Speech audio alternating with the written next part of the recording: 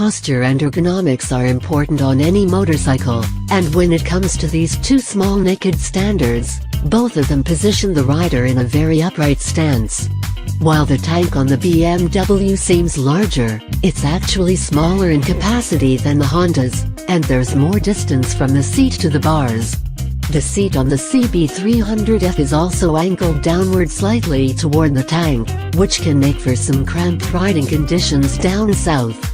Both bikes are capable of cruising at 70 miles per hour, but protection from the wind is negligible.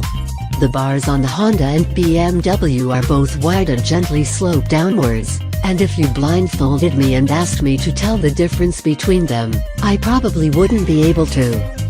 Both bikes also annoyingly lack adjustable levers, which would be nice to see in bikes that are intended for smaller riders.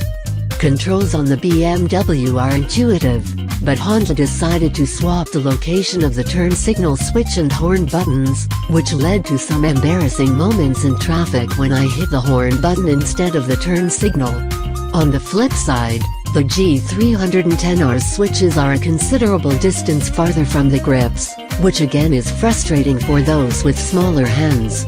The gauge cluster on the Honda is fairly bare bones, showing only speed, engine RPM and fuel level, whereas the BMW excels in that area, displaying likewise with the addition of trip odometers, projected range, average and current fuel economy, and more.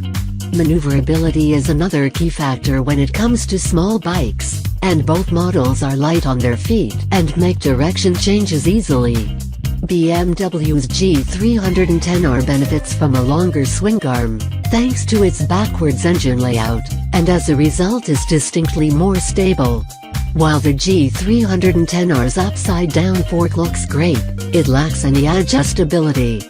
Not surprising for bikes in this price point, but I can't help thinking that Honda's right side-up fork not only saved on production costs, but operates much in the same manner. The suspension on the G310R also seems to be stiffer and sprung for slightly heavier riders than that of the CB300F.